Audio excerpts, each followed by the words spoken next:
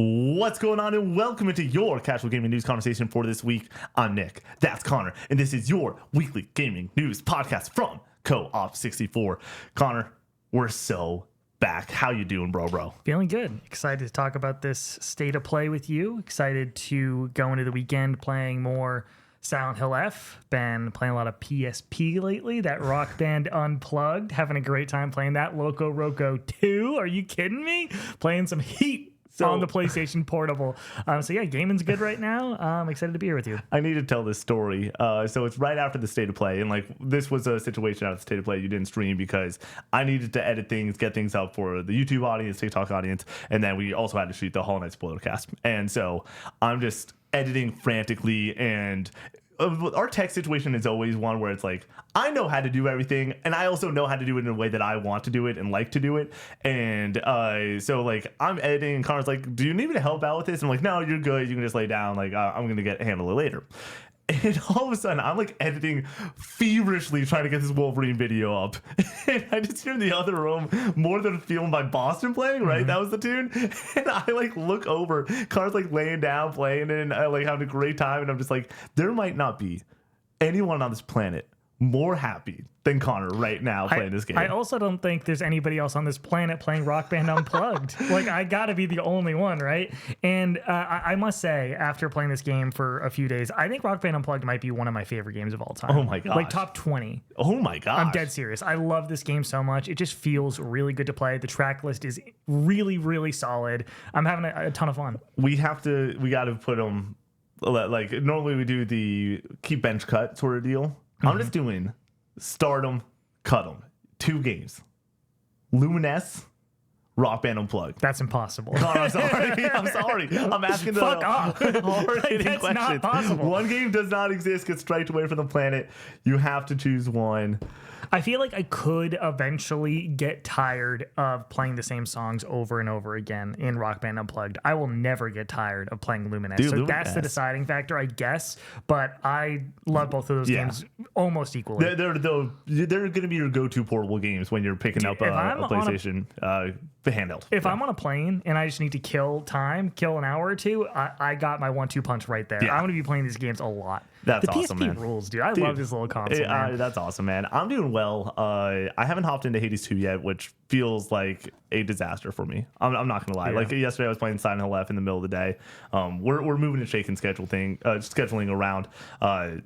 So this upcoming week should be the Silent Hill F review, not the podcast that's going to be happening 2 days after this. Alongside the Hades 2 reviews now, the plan. And so it's cool. I get to tonight. I'm going to hang out with some friends. I'm going to get back probably around 11:30. And then immediately I'm going to boot up Hades, and I have to be up early next morning. I'm just going to put the phone aside and just let it ride. It's going to be one of those really kind of bad situations where it's maybe or maybe not, this is going to go till 3 or 4 in the morning. Because that's what happened with Hades. I don't know if I've this year had a more just pure, joyous, happy moment playing video games than I'm playing Hades for the first time. I get to the final boss of Hades, and I'm playing on my monitor over there, and on the TV, I have the min-max deepest dive happening for Metal Gear Solid 3 / Metal Gear Solid 3 Delta. They're just talking about the end of Metal Gear Solid 3, which is one of my favorite conversations to have in all video games. And I'm listening to that in the background, and I am cranking up the music in Hades on my desktop. Hades music's amazing. Hades music so good. Is so unbelievably good. And I finally win. And it's one of those situations where I think this was Tuesday, right after stream. I played from 10:15 after stream until 1:30 in the morning. And those 3 hours of having that podcast on, it's a 2.5 hour podcast or something. And I listened to something beforehand too. So I listened to 2 great podcasts and playing that game. Pure joy, pure euphoria. And all I wanted was to just go and play Hades 2. I'm like, it's time. Give me what... You know how Lumines Rise could knock off and be your game of the year? Mm-hmm. I think that my clear shot is Hades 2 to be my game of the year. Just needs to deliver on a similar level to Hades, do you think? Yeah. You're good? Because for me, Hades is a 9.5. Yeah. And if it is as good or better, we're talking about... If it's as good... I'm not somebody that leans into I've gotten a similar experience, before, so like I'm gonna knock it down a point or two. I'm always just like, I'm just gonna look straight down the barrel of quality. Like I don't get old on the sequelization of things too often. And if this is gas in the way that Hades 1 is gas, count me in, dude. I'm all over this one. Potential spoilers for our game of the year discussion.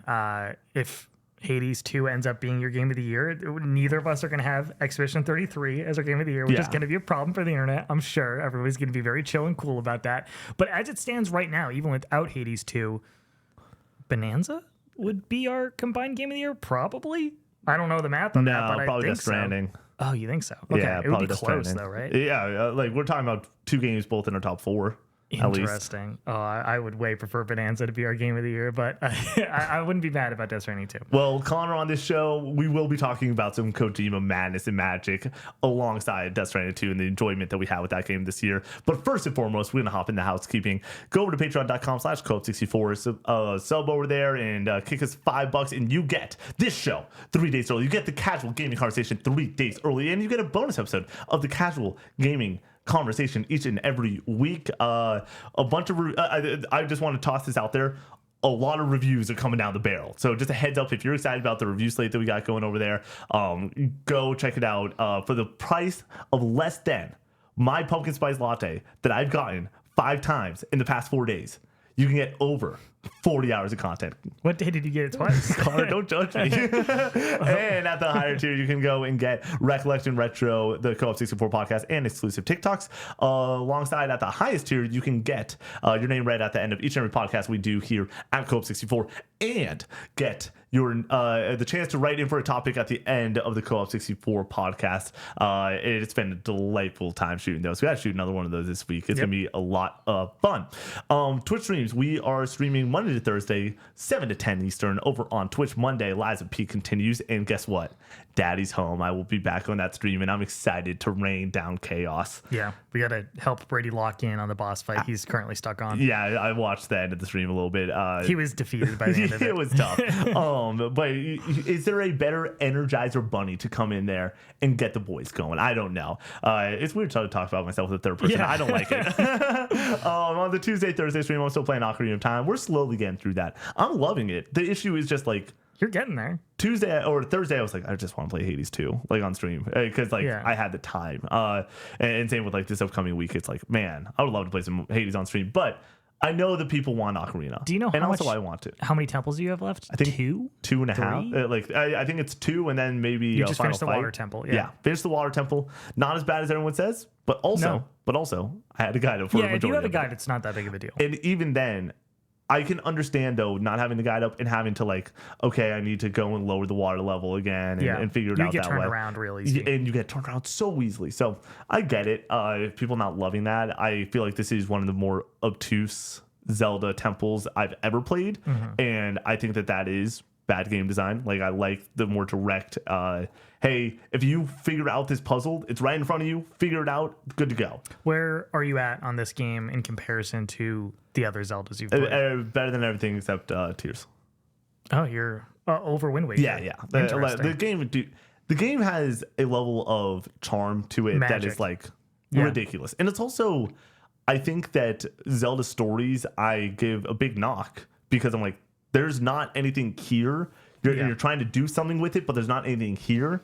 Whereas this, they're just telling the hero's journey. Like it's straight down the barrel. It's so good. And I'm like, yeah, awesome. I would say Zelda is a vibes game usually. Yeah. Like you just get swept up in that magic, but I wouldn't say it's telling like this really compelling character-driven story by any means. And then Connor is playing Silent Hill 2 on Wednesdays. Join the Discord. Come hang out with us and help me in my fantasy football woes as I go and discuss many trades in the sports channel as we discuss this amazing release week. By the way, we're less than a week from playing Ghost of Yote. Yeah. Reviews are in. Very positive. Very positive. Exactly where I thought it was going to be. I was hoping it would hit that next level, and sadly, I wanted that not... Because here's the thing. I'll say it. And this is... I'll actually... Let me get through the housekeeping. It'll be before story number 1. But remind me about Ghost of Yote reviews after we get through this. Join the Discord, though. It's an amazing community. We got community nights coming up. Fortnite, it's going to be a great time. I'm going to smoke Connor in some custom lobbies. It'll be a lot of fun. Or we can team up. You know what I'm saying? Get after it. We also have the Google Forms in there for fan submissions. We're doing another grading your top 5 games. That episode was very popular. People seem to really enjoy that. So if you want to write in for that episode, you can do that through the Discord. That is going to be a Patreon exclusive episode, just a heads up there. But with all of our Patreon exclusive episodes, sometimes they end up going on to the feeds to go and promote the Patreon. And if you've already watched that episode, this is a great way to go and hop in over on the Patreon, in my opinion. It's one of the best episodes we do over on the Patreon feeds. And if you're not a patron, you can still write in for Patreon exclusive episodes like Q&As, like grading your top 5 games. And sometimes those, like we said, go over to those free feeds. And then merch, co64store.com. Review us over on Apple Podcasts and hop in the comment section, unless you're going to go and dunk on my Thanksgiving takes that you can go and shove. People are really upset about that. Shove them. I'm not even like that far off from you. Like I probably lean more towards like I don't love Thanksgiving that much, but like I don't know. Like the food is just fine. But I wouldn't say what you said on the internet. Yeah, it's mid. It's bad. It's a bad holiday. A bad holiday is too far. I would prefer almost any other holiday. Is my thing. No. Anyways, I'm not we can have that conversation, dude. New Year's Eve, way better holiday. Let's go and ring in the New Year's. Let's party. Let's play some. I prefer Jackbox Thanksgiving games. to like the 4th of July.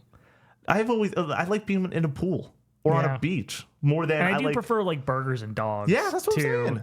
Thanksgiving food. Oh man, Connor, it looks like. But football, Nick, football. I like football. It's a big factor. I do like football a lot. And the games, they have gone better over the year, especially those night games. They really do pick out a good night game to go and close it out with. In years past, it would be like the 3-5 Saints and the 2-6 Falcons on the night game, and I'm like, what are we doing? I remember the exact game you're talking about. Do you remember all those onside kicks? I do. Yeah. It was a great time. Before we get into the show proper, this is a video game conversation now, so I'm gonna I don't know how I'm gonna time code this. Goes to Goatee, I don't think it's nominated for Goaties. I think it has a solid chance, but I don't think it's a guarantee by any means. I think that there is going to be people in the war rooms way more going and cheering for something like Blueprints. Yeah. And that's where it gets interesting. Same with it, like, even I can argue someone's going to be like, Kingdom Come Deliverance 2 is like my greatest game of all time. It's a conversation compared to Ghost, which is just another banger AAA game. It's going to be very interesting, dude. I'm very excited for Goatee season. This is going to be probably the most confusing 6 games to get in there out of any year. But I also think that that's going to be very exciting. And also the content that we're going to be doing with predicting nominees and all that stuff, it's going to be awesome. Because I think that, like, it's a pick your favorite. And also just, like, I wonder how good our pulse is on the industry this year. Normally we're pretty good. But, like, this year it's really just good luck. Close your eyes and try to guess. Alrighty. Headline, State of Play, September 2025, everything announced. This is Adam Bankhurst at IGN. Quote, another State of Play has come and gone, and it left behind a trail of exciting games, game updates, and surprises, including a gameplay trailer and release window for Marvel's Wolverine, an extended look and release date for Housemarque's Saros, and even a first look at Battlefield 6 campaign. There were tons of reveals during the show, and we're here to break down the biggest ones right here to ensure you don't miss a thing. End quote. If you want to go and read every single thing that was in the State of Play, go and check out Adam's article over on IGN. Just search up State of Play, and it'll be right there for you. But this is the conversation I want to start out with is we didn't do a post show. We reacted to this. You can go and check out our full reaction over on YouTube. Where are you at with this State of Play? What's your grade on it? Did you enjoy it? Like, where are you coming from when it comes down to this State of Play in particular? And then also, I want to kind of open up the can of State of Play at this point too. Like, where are we at with these showcases as a whole? Because we had an interesting conversation immediately off camera afterwards. And I want to go and bring the audience into some of that conversation of what we think of this State of Play that we just had. It's tough to really nail down how I feel about it because you are bookending this showcase with 2 really great games that I'm very excited for, but they're not technically new reveals. They're updates for games that we already knew that were already announced, so that kind of mutes it a little bit. Saros looks amazing. Nice to get an update on Wolverine after them going silent for so long. 40 years, dude. Then 40 years. Then also the leaks happen, so they're definitely behind the 8 ball. I was worried that this game was just like never going to come out potentially, and it looks great. Yeah. I'm excited for Wolverine. I'm excited that it's coming fall 2026. I think that makes sense with kind of the announcement and where we assumed they were at after those leaks. So I'm excited. 2026 looking like a solid year for PlayStation 1-2 punch with GTA 6 kind of sitting in the middle there, which is an important release and is going to change up the schedule for everybody. I would like a third game in there, but I imagine they can't say when the God of War 2D Metroidvania game is coming out, if it is coming out next year, and they're looking at that like summer area and they don't know if GTA is going to get pushed or not. Yeah, so I think that's the same with Wolverine on why we didn't get a month or anything there. Just toss it in the fall, and if GTA comes out in September, you toss it in November. If it comes out in November, you toss it in September, and you just work with that. Which I think they would probably prefer GTA to come out in November and them to go first. Yeah. You don't want to go in the blast zone after the fact in the fall of next year for sure. But outside of Saros and Wolverine, I could barely tell you what we saw in between this. The fact that in this write-up, the third thing that they highlight is the Battlefield 6 campaign, which we had already seen some of in that initial reveal, I'm pretty sure. Yeah, I don't think that it was like, this is the campaign trailer, I don't think we've seen the campaign trailer yet. It's like, if that's one of your highlights, that's rough. That game comes out in like a few weeks. Yeah. You also have like a weird update for Final Fantasy, the Tactics the Ivalice Chronicles. Yeah. Like, that game comes out in a week. It's like, why are we showing that here right now? I guess you just got to get that marketing beat in, let it die. I know people like that franchise, generally speaking. I think there was an early PS4 game that I remember people enjoying, but it's not a major announcement by any means. You have that 2D 3D mixed game or whatever. What is it called? I have no idea. I can pull it up real quick. Yeah, I was hoping you had it in the write-up. But I think that was the highlight of the middle of this showcase. And I think if that's the case, I think that's a little rough. This little indie that could is carrying the middle of your state of play. I think if you have something exciting in the middle, this is a great showing. But I got it at the top right here. It's Chronoscript, The Endless End. Yeah. That's that cool Looks trailer. fucking sick. Yeah. But Saros, Chronoscript, Wolverine. Other than that, I think that we wasted 23 minutes in between here where like I just did not feel compelled about what I was seeing on the screen. I'm sure there's some like niche highlights for people like Dynasty Warriors 3 getting a remake. Like I know some people are stoked on that. Not for me. Tekken 3 coming to PlayStation Plus, baby. Yeah, like there's cool stuff, interesting stuff, but I wouldn't say anything necessarily hype or to kind of get me leaning forward in my seat. So I would say in the grand scheme of state of plays, we're looking at a 5 out of 10. Like it's something that I watched for sure. And also you gotta have to factor in that like I am not a huge superhero guy at this point. Like I loved Spider-Man 1, liked Spider-Man 2.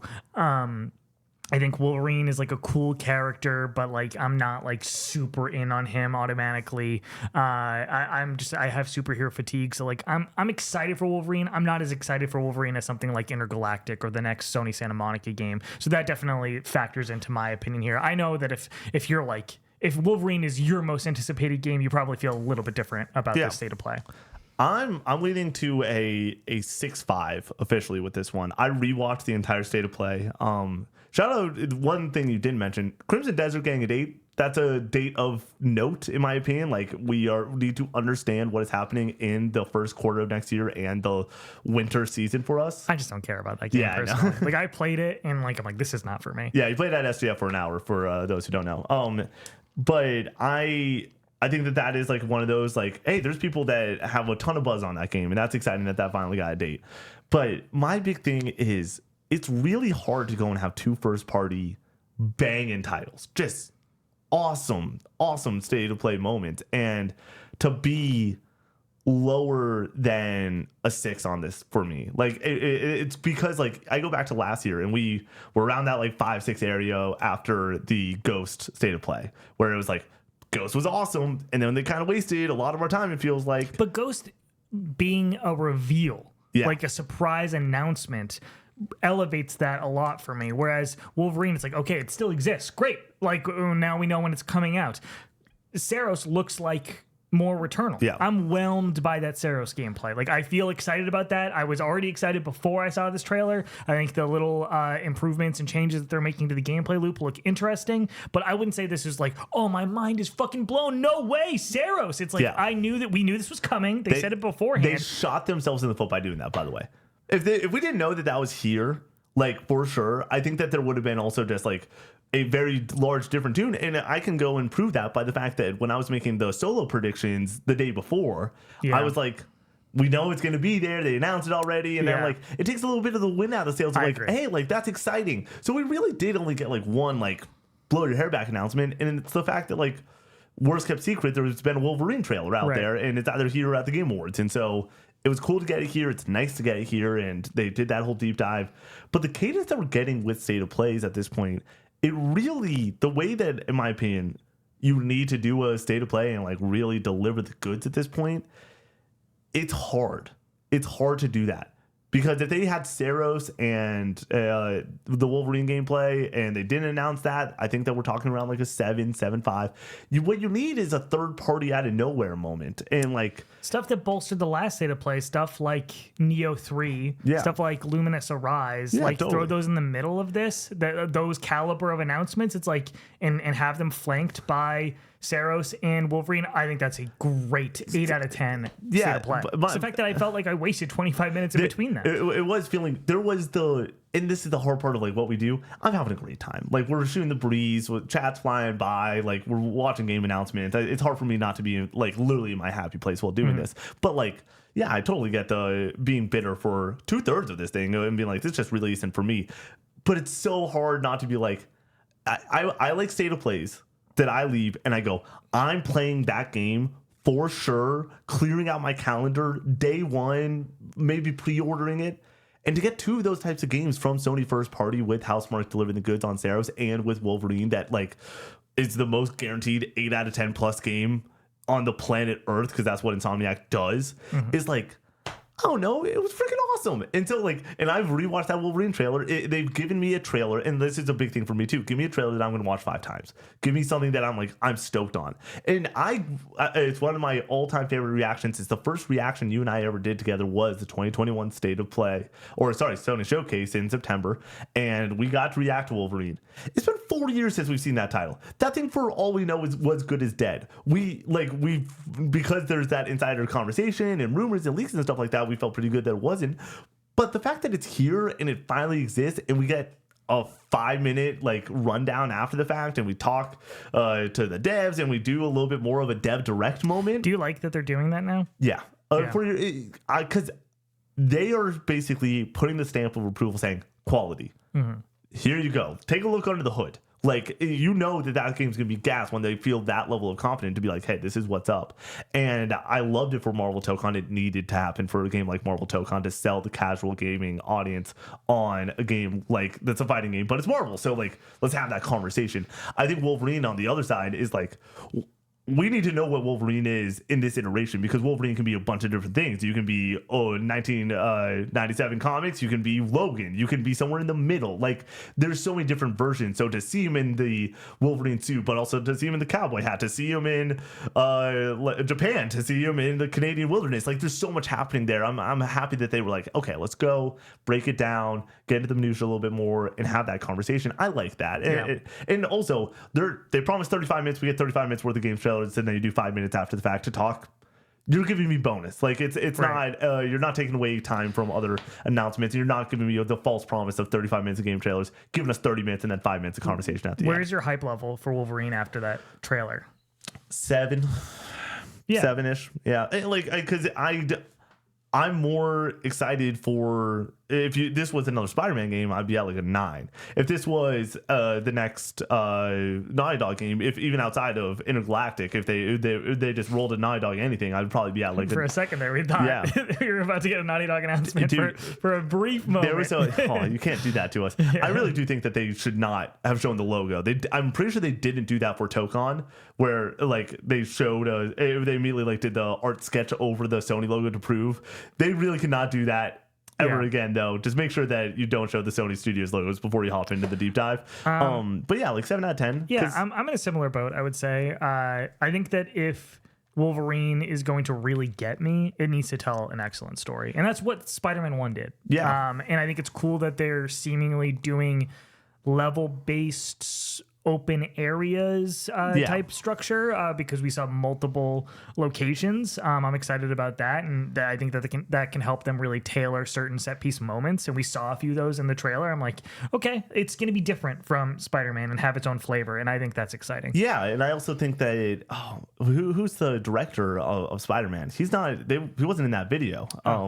Brian Intihard, correct? Yeah. That name, I don't know the face though. Yeah, he wasn't in the video, and that allows me to believe that you have two different teams working on this. We're going to get two different types of these superhero games, and we have Venom somewhere. Venom's in between kicking those, it. probably. He's hanging out. I think that this is a great move from Sony first party, being like, next year is stacking up to be two things. One, next year is going to sell more PS5s than any other year after the first launch year. Yeah, this Wolverine game is going to be fucking huge. Wolverine, GTA 6 to sell PS5s, and then the hardcore coming in for something like Saros. Maybe you haven't picked it up and you're someone that's all in on roguelikes after Hades 2 and Balatro, and you're like, I want a shooting roguelike that is high quality. Returnal, Saros, rock and roll. Like, I think that it's going to be a huge year for PS5 sales. And so it's also setting up to be just a great gaming year. Like, I'm more... this is the fun little thing about this year compared to last year, compared to next year. I'm more excited about, like, the titles across the screen for next year than I am for this year. Interesting. From PlayStation's perspective specifically, Death Stranding and Ghost, would you take that over Wolverine and Saros? Here's the thing. Start of this year, I didn't love Death Stranding like I love Death Stranding. I told Connor before this podcast, I was like, hey, I've had an early morning. I need to go and like take like a 35-minute nap. And I get home and I just like, I'm still wearing jeans. I'm not in my comfy zone yet. I sit on the couch for 2 seconds, pull my phone out, turn the TV on, go and toss Low Roar's music on, and I just melted into my couch for 30 minutes, and it was delightful. It was so good. And I don't get that without Death Stranding. I don't get like that level of peace, and that peace exists because the peace existed in Death Stranding 1 and continued on Death Stranding 2. So I love Death Stranding now, but if you asked me at the start of this year, I would totally take a Insomniac superhero game and a kick-ass roguelike that starring Rahul Kohli. Like, I'm so stoked on that. I'm stoked on next year for sure for PlayStation. I prefer this year's slate personally. And then you're forgetting about the fact that you brought up the Metroid 2D God of War game. We got to bring up the fact that Marathon is going to exist next year, most likely. Yeah. And that's going to be... But it's going to be a stain on their report card. Oh, I'm convinced that it's okay to be a stain on the report card because you have two other first parties. No. It's not okay when you have it just be Astrobot and Concord. Yeah, but you also had Stellar Blade and Final Fantasy VII Rebirth, which were exclusive, so that helps. Rise of the Ronin. Do not sleep on Rise of the Ronin, bro. Rise of the Ronin's a good game. But yeah, no, I think that this was a rock solid showing from Sony. I think that I want to open up the conversation just a little bit. Like, it's hard to get that 10 out of 10 state of play. Yeah, and that's where like I'm trying to go and have my expectations properly done at this point. Because I feel like to get a 10 out of 10 state of play, you just need it to be very tailored to our taste, and then also be willing to put out your biggest guns, which is a Naughty Dog logo or a Sony Santa Monica logo. I don't think it needs to be like the biggest announcements. I think it just needs to be a well-paced showcase. Like, you can't waste the entire middle. That's really it. The hard part is we just haven't had one of those. Like, I don't know if there's been a 10 out of 10. The only one that comes to mind is, oh man, it's getting deep in the Duffy. I think 2022 summer state of play. Opens with Resident Evil 9, closes with Resident Evil 4 Remake, closes with Final Fantasy 16's release date trailer. Resident Evil 9 was an announcement, so that was exciting. 4. Jeez Louise. I'm so excited about Resident Evil 9, obviously. And then in the middle, we had Street Fighter 6 some gameplay. We had the Callisto Protocol. We had Roller Dome or something. Roller Dome. That game was super cool. And it was just like firing on all cylinders. I think a really great one was January of last year. 24. With Stellar Blade, Rise of the Ronin, and Death Stranding 2. I mean, you have a Death Stranding 2 trailer in there, and it's hard to beat because that's arguably the greatest trailer ever. Stellar Blade looked fucking awesome, and we didn't know exactly what Rise of the Ronin was going to end up being. In that trailer, I was like, this could be something on the level of Ghost. Yeah, it looks great. So like I think those three, you need three really at the end of the day. You need a great opener, you need a great closer, and you need a great something in the middle. Yeah, and I think that or if you're not going to have a great something in the middle, you need a few small announcements. So do you prefer like a Romeo is the Dead Man and an EO3? Yeah. So do you prefer the previous state of play that we just got? Yes. Yeah, I think so too. And that's why that's something I gave a 7 though, and this I'm giving a 6.5. Yeah, I gave the last one a 7.5. Yeah. And it was Luminous, Neo 3, Romeo's a Dead Man, Marvel Tokon at the end. Like that, I think that's it was sprinkled throughout. Yeah, it's a well-paced show. And that is good. And we got a 007 First Light, like a trailer of that in there too. That was the first time we saw it. Yeah. Actually. And dude, I mean, next year is stacking up. And that I want to go briefly there with this. Actually, I'm going to go and hold off for a story that I have later to talk about some next year games. Boy, oh boy, we got a show and a half coming your way. Headline: Hideo Kojima reveals debut poster for PlayStation exclusive Physint. One sec. Woo! First cast announcement. And this is Wesley Yunpool at IGN. This is going to be the OD and Physint headline story, so it's a little bit longer, just a heads up there. Quote, Hideo Kojima has discussed his upcoming PlayStation exclusive Physint during a Kojima Productions 10th anniversary event in Japan. Speaking on stage during the event, Kojima said development on Physint was just starting. Indeed, the legendary developer is working on the concepts by himself right now, making characters and thinking about casting. Quote, it is just the start, end quote, he said. After a video message of support from Herman Hull, CEO, Studio Business Group's Sony Interactive Entertainment, Kojima described Physint as the next stage tactical espionage action game. Oh, man. Kojima is, of course, famous for creating the Metal Gear franchise while at Konami. The tech underpinning Physint is even more advanced than that powering Kojima's Death Stranding games and upcoming Xbox Game Studio exclusive OD, whose debut trailer was revealed at the show. He said, because it is due out later in the future. No release date or even release window was mentioned, but from what Kojima said, it's OD next for Kojima Productions, then Physint, so it may be sometime before we see anything meaningful on the project. Kojima did tease the main character of the game via the first poster for Physint below. It doesn't tell us much, but it's hard to make out even their face. We don't know who's playing the main character either, except a casting announcement at some point in the future, Kojima said. We do have a tagline, quote, here comes the feeling, end quote, although who knows what that means at this stage. That's such a baller headline, dude. Here comes the feeling, Connor. Yeah. I have full body chills right now. Some things just matter in video games. And I went on stream on Tuesday and I danced for the first 10 minutes of stream because of this announcement. And it is the poster. It is the dopest poster I think I've ever seen for any game ever, with a shadowy figure with a cape on one shoulder and like an MP4 commando in his right arm. And I'm like, are you kidding me? Like, we both think it's Robert Pattinson, right? I think it's the guy from the Fantastic Beasts movies. Oh. I think that it could be Pattinson, though. Also, if it is Pattinson, awesome. Good. Pattinson's awesome. I think that he's a terrific actor. I never want to see an Uncharted poster headlined by Nathan Drake ever again. Mm-hmm. I don't want that. And Uncharted and Metal Gear are my two favorite franchises of all time at this point. I want that poster for Physint, and getting what we got gave me feelings that I have never had as a video game fan in my entire life. I like you can go and announce the next title of the remake, and it would like give me like this joy and like happiness that like I loved that 2021 anniversary announcing Crisis Core and Rebirth and the first trailer, and like that's one of my all-time favorite gaming memories of when it comes to gaming announcements. And it felt like that multiplied by 10 billion.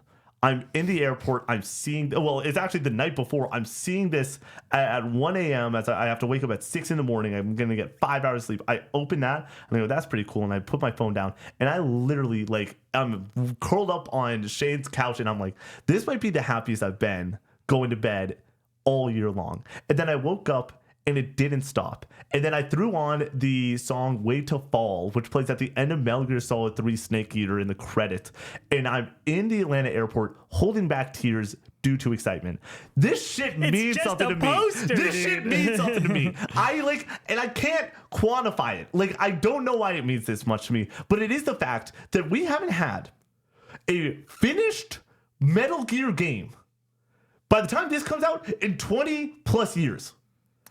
I'm not counting. I'm not counting 5 basically. So what saying? What came out first? Peace Walker. Peace Walker. I think Peace Walker came out second. Oh, so Peace Walker's the last. Peace Walker release date. Main Metal Gear game. Yeah, I guess that's 2010. So yeah, 20 years. Because guess what? This game's coming out in 2030, right at the earliest. Yeah. If we're lucky. But they do cook, dude, for like how quick they make their games. It matters. Like, this shit matters.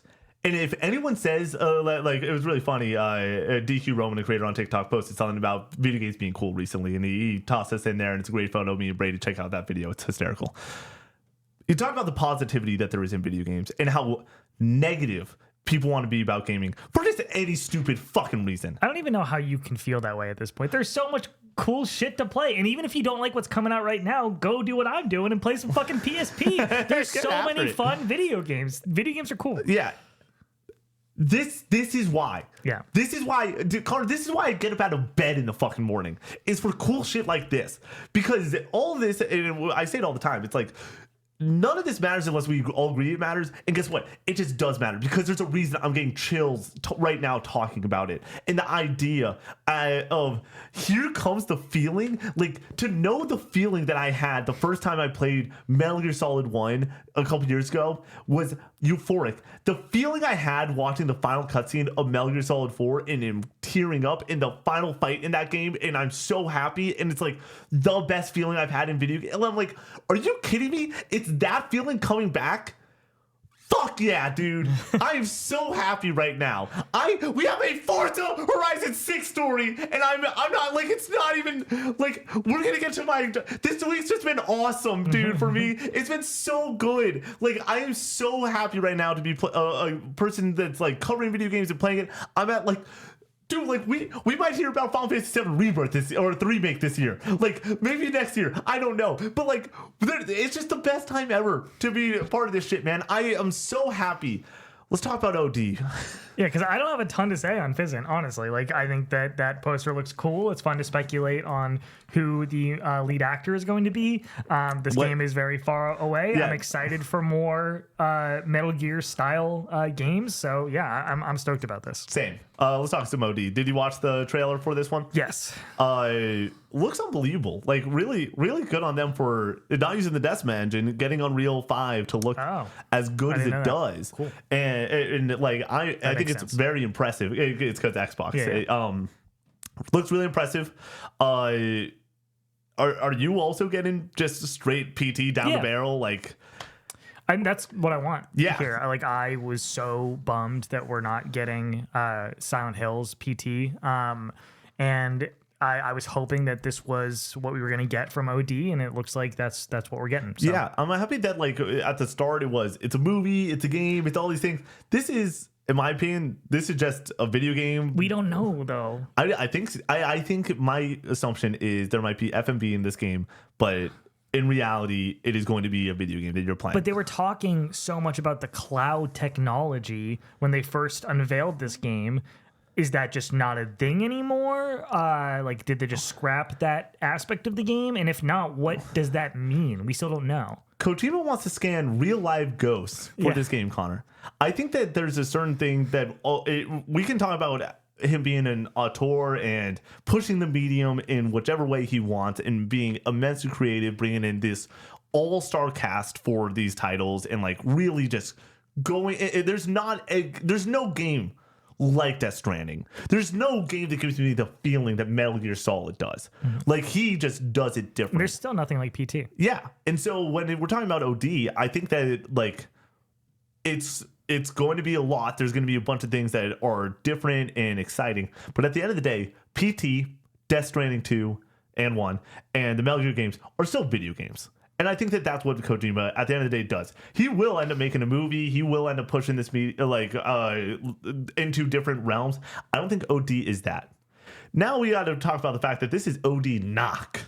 Are we getting a bunch of episodes to this? It's a trailer. It's just the name of the trailer. Oh, really? Okay. That's what I thought. Oh, yeah. I thought that this was the game called OD Knock, and we might get OD colon something else. No, I think it's just the name of the trailer. Interesting. I'm down for that. I'm curious to see where this goes. When are we playing OD, Connor? 2028? 2027? I'm going to get wild. We're playing OD next year. Maybe. I think that this is going to be short, dude. Like, I think that OD is going to be less than 8 hours. Yeah, I can see that. And if that's what they're doing, and it is, hey, we just need to get people in the booth, we just need to make these creative puzzles and environments. Like you said, this team cooks. Like, in a way that they announced a game, they announced it in 2016, and then we're playing Death Stranding in 2019. Like, there's a... It was longer, though, from DS1 to 2. But here's the thing. DS1 2 it's happening. They announced OD in 2021 or 22, because it was the summer I was 21 and reacting from our parents' place for that trailer. And so 2022 that gets announced. I think that we're playing this game in 2026. I wouldn't be shocked about it. They're just juggling more stuff than they've ever juggled before. We weren't here for the OD. We were here. No, that was just for the Jordan Peele announcement of it. Oh, was it announced before that? Yeah, we knew that Kojima was working with Xbox on a horror game. Phil Spencer. But we didn't know it was called OD. I don't think so, yeah. Yeah. At the time, I think that it was called something else, dealing with drugs. like there was a code name for it that people were tossing around there. There was rumors that it was called Overdose or OD. Yes, Overdose was what it was. But they did not say that in that initial, hey, there's a partnership going on. Yeah, it was just Kojima coming out on screen. We got OD unveiled in 2023. Yeah, I'll take that. I'm fine with that. This game has been worked on since 2022, though, is what I'm saying. Yeah. And the same, or maybe even. Okay, so I think 26 is reasonable. 27 is probably the realistic answer of it's probably a 2027 game. But I think that there's a chance that I just know that there's a man, Connor, that really loves Kojima. And he just so happens to host a giant announcement fest at the end of this year. And I think that there's a really good chance he gets him on the stage to give a little bit more information about OD. And if you're going to go and show OD the next time, it's coming with a mother effing date. Like, that's going to happen, in my opinion. Really soon after this trailer that we just got. Connor, who gives a rip? The reason that they're doing it is it's the 10-year anniversary of Kojima being rad. Yeah. So, that's what we're doing today. Why not? Yeah, I think the trailer was frightening, intense, looks amazing. Definitely has those PT vibes. I'm excited. Connor, we got a rock block of X news to go and close out this show. And we're going to hop in with the good. Headline: Forza Horizon 6 set in Japan, launches in 2026 for PC and Xbox first, then PlayStation 5 after. This is Tom Phillips at IGN. Quote, Microsoft has now formally announced Forza Horizon 6 during today's big Xbox Tokyo Game Show broadcast, and revealed that it will release first for PC and Xbox consoles before then arriving on PlayStation 5, quote, post-launch, end quote. Quote, the teams at Playground Games and Turn 10 have poured their hearts into Forza Horizon 6, bringing Japan to life like never before, end quote, said Xbox exec Matt Booty, finally making the game's reveal official. Quote, this has been the most requested location since the very first game, and we cannot wait to share more next year. End quote. Connor, before you go and discuss Forza Horizon 6, I gotta have a moment. This should mean something to me, man. Take exactly what I said for Physint and lower it to a couple degrees and just put it right here. I woke up to this news at 6 a.m. thinking there's a chance that it gets announced. My dumbass didn't think through the fact that the show starts at 6 a.m. So I go pull up my phone. I type in Forza Horizon 6. There's no news. Go back to bed for a couple hours. Wake up. See the trailer. I love Forza Horizon 6. It's my game of the year for 2021. 5. Sorry, 5. Man, dude, I'm all over the place right now with these numbers. It's wild. I love Forza Horizon 5. It was my game of the year for 2021. The fact that they're doing Japan, the fact that we're getting this game next year, and it's confirmed. It was well teased at the end of the Xbox showcase, but to get it confirmed now, to allow there to be Xbox Developer Direct January. We show it, we slate it and date it. You're driving around in September sort of deal. This is so exciting. I like good ass video games. And Forza Horizon is just it's Xbox's best franchise. It's money in the bank, guaranteed, gonna be gas. Don't ask me the question which one I'm more excited for, Wolverine or this, because like we know what the answer is. Yeah. Don't ask me That's which fair. one I'm more excited for, Connor, this or GTA 6. Because we might know what the answer is. I'm more excited for GTA 6. But like, I just love this franchise. And like you said, it's money in the bank. It's going to be awesome. Japan is a cool ass location. I wish that we got a little bit more, but this is going to be something that they're going to show off probably 3 times before release. I would not be shocked if we get a GOTY trailer. I wouldn't be shocked if we see it at the Dev Direct, and I wouldn't be shocked if we see it at Xbox Showcase in June. So like, they're going to lock and load, get this game out, hoping for before October and stuff like that. I don't want this in the throes of the fall season. I would love for this game to have a moment because it really did benefit for 2021. It felt like it was one of those only game in town types of moments. It's on Game Pass. Everyone's racing, having a great time playing Forza Horizon 5. I really hope that this game gets a moment to shine. Racing games are really cool. Forza Horizon is the best gateway into racing games, in my opinion, unless you're a real, like, all about the sim driving. Forza Horizon 6, Japan, so stoked. Connor, where are you at? I'm not a huge racing guy, just in general. I booted up Forza Horizon 5, had fun just kind of messing around, doing a few races, but like probably played maybe 5 hours of that game. So I'm not nearly as high on it as you are, but Japan, going to be an awesome location to drive around in. I understand how big of a deal this game is to a lot of people like you. I would like to get more into this one. Hopefully it just comes out at the right time.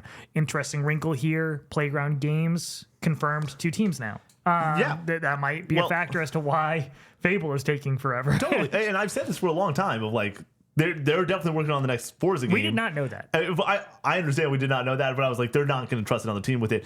But it's interesting. It's Turn 10 and Playground. So I think that they probably have the people that are just all about cars in that studio and really just like love making car video games for a Playground offshoot, working with Turn 10 to make this amazing sim real, making the engine sound dope as all hell going through this environment. And then you have the people that probably just want to make cool ass video games over on Fable and ballooning with that team out to be a bigger studio. Yeah. It's cool that we're going to get 2 Playground games in 1 year. They're pulling in an Obsidian in 2026. But also, like, I think Obsidian's awesome. Playground makes Forza Horizon 5 is basically a 10 in my mind. Like it's a 9.5, like just brilliant racing sim, and I hope that this can be another step in the right direction to be that 10 out of 10 experience. Cool announcement, big announcement for Xbox and TGS. Cool to get a big announcement out of that showcase. It helps put TGS on the map a little bit. I did watch some of the showcase. It was very interesting for them to be like, "Hey, we're here, we're doing it." Like, pay attention to this, like, and like wanted to make it a thing, and I think that they were trying to make it a thing. I would love to get more major publishers at TGS doing showcases like this. Well, give us the actual announcements. Like back in the day, I remember seeing a ton of Kingdom Hearts trailers from TGS from Square Enix, and I don't think they do anything major there, but I would like to see them go back to that. We did get some Final Fantasy VII Remake news coming out of it. Reveal very soon, apparently, is the what's a quote from TGS this week. Oh, really? For Square. Yeah. I was one of the people that stayed up very late watching the Virtua Fighter Direct. Connor, they showed nothing new. Nothing new. I'm playing Hades on my Switch, just leaning back on the couch. I got Max Dude up on the screen, excited to see some new fighting game stuff from VF. Not coming out until 2028. I don't know, because I feel like the rollout of this game has just been hella weird, and like I would expect this to be the blowout sort of moment. Now the question is like, okay, like you don't want to go up against 2XKO and that early access and what they're doing over there. You don't want to go. Is 2XKO getting any traction? Are people stoked? Oh yeah, people are enjoying the hell out of it. But is it getting a big audience? I think that it's getting a sneaky big audience. Okay. It's also closed beta right now. Oh yeah. When does it go early access for everybody? I have no idea off the top of my head. There was a trailer recently. Yeah, I think so, yeah. I just don't know off the top of my head. Get in the comments on that one. Then you have Tokon next year. We think potentially early. Oh, well, for next year, 2026, when we talk about PlayStation's Is Tokon coming out next year? Yes, I think so. If it comes out next year, PlayStation, best year of the PS5, and it's not close. Yeah. Like I can see that, it's yeah. not close in my opinion. Yeah. Um, If yeah. you're talking about second First party, party, yeah. and then you throw in GTA 6. First party, the only other year that competes is GT7, Horizon Forbidden West, God of War Ragnarok in 2022. That's the only one that you could toss out there. But I think that a lot of people would enjoy. Like, I guess the Marvel Tokon is similar to GT, and it's a niche game market, but also like, come on. Marvel, like you're talking Marvel in a fighting game, I think is a little bit more than a sim racer. You can get you're never gonna play GT. You're gonna probably give Marvel Tokon a shot. Maybe I might play it on stream with you at some point, but like, I'm gonna have to I don't pay think I'm Connor gonna to play get it on into stream I'm with me. It's sorry, gonna be like, a I'm just not whole a fighting game guy. I'm not a racing game guy. It's just That's true. Not my. I know. Not my genre. Well, here's the thing. Getting back to Forza Horizon 6 here real quick.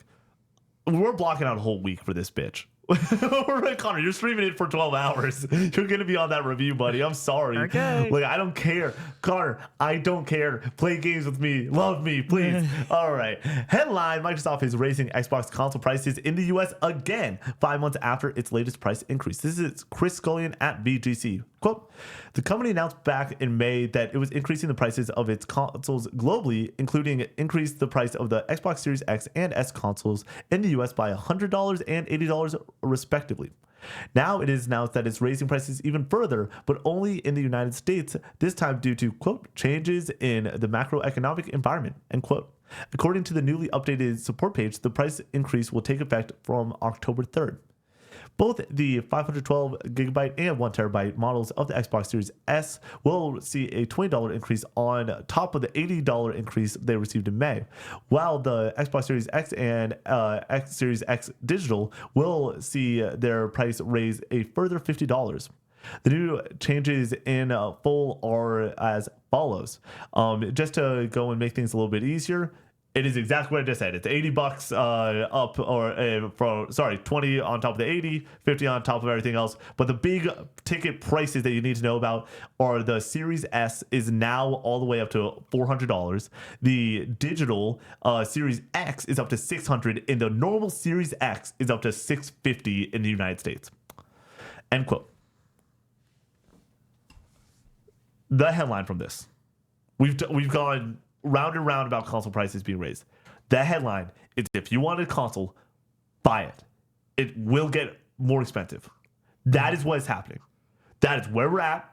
It sucks, but that's where we're at. Yeah, I got nothing new to say here. This sucks. It sucks that we're in this position at this point. Xbox is already on the back foot when it comes to console sales. I imagine this is not fucking helping at all. Costco pulling all Xbox products. Apparently that's a rumored thing. It might not fully be the case. I think it was more confirmed. Okay. In the last there was few something days. this morning that I saw maybe, that was moving and shaking. But still, the fact that that's even on the table is wild. Costco seemingly pulling Xboxes off their shelves. Why use the space when you don't? When you're not selling them? Yeah. Like, I don't know, man. Like, I am always pulling for Xbox. I want them to turn the ship around.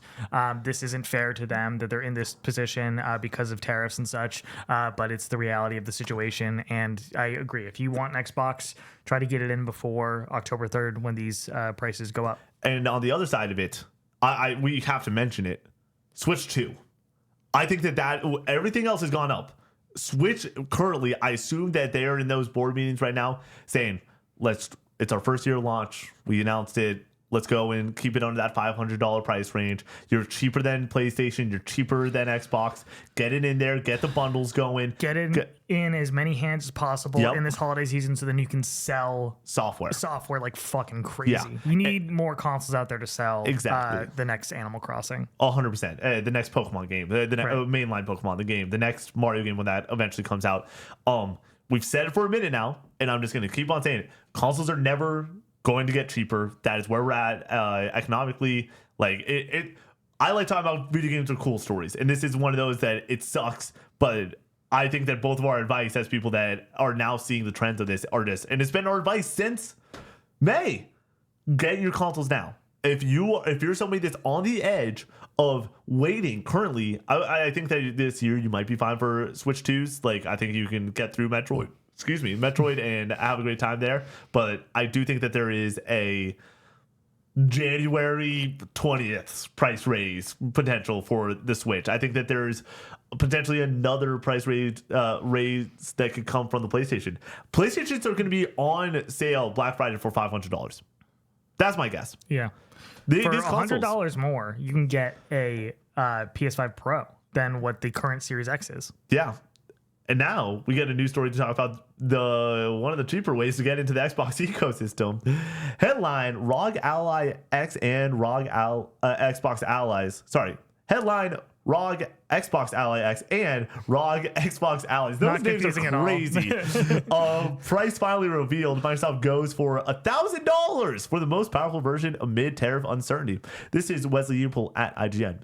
Quote: Microsoft has confirmed the price of the ROG Xbox Ally X and ROG Xbox Ally ahead of the release of both handheld gaming PCs on October 16th.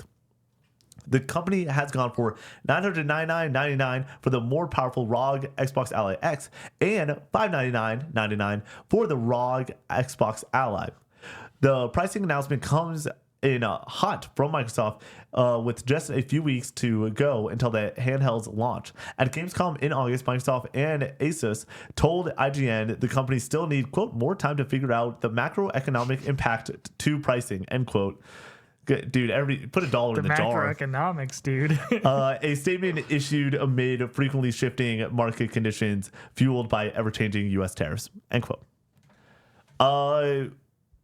We talked about the fact that things are getting more expensive already. I think that that's being a dead horse already for what video game consoles are. ROG Ally, we talked through this a little bit of like what this is console wise and everything. I think people need to look at this severely in the same way that we look at the PS5 Pro. It is a niche on a niche, in my opinion.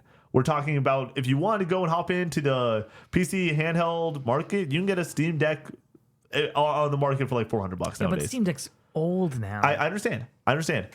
I think that this is going to be a very high quality, just even the $600 version, a very high quality piece of tech that is going to go and do what you want it to do. It's going to deliver the goods from a portable PC, basically. Hopefully streamline the process with that Xbox UI. It all seems amazing, and we've talked about this. Like, I would love to play the next Forza game on the go, like that Forza Horizon 6. Sign me up playing that on a handheld that is able to run that game properly. Because we're talking about a game that I'm going to want to run at 120 frames and have ray tracing and all the bells and whistles. And so, I need in this circumstance them to go and deliver this product's quality and assure that. If that's the case, great.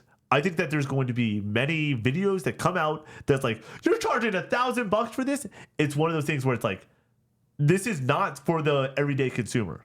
The everyday console consumer most likely has a PlayStation 5 or a Xbox. I'll even toss in Series S. They just want to get that next generation, have a door in the foot to play Battlefield, COD, FIFA for the modern titles. And then maybe a Switch too.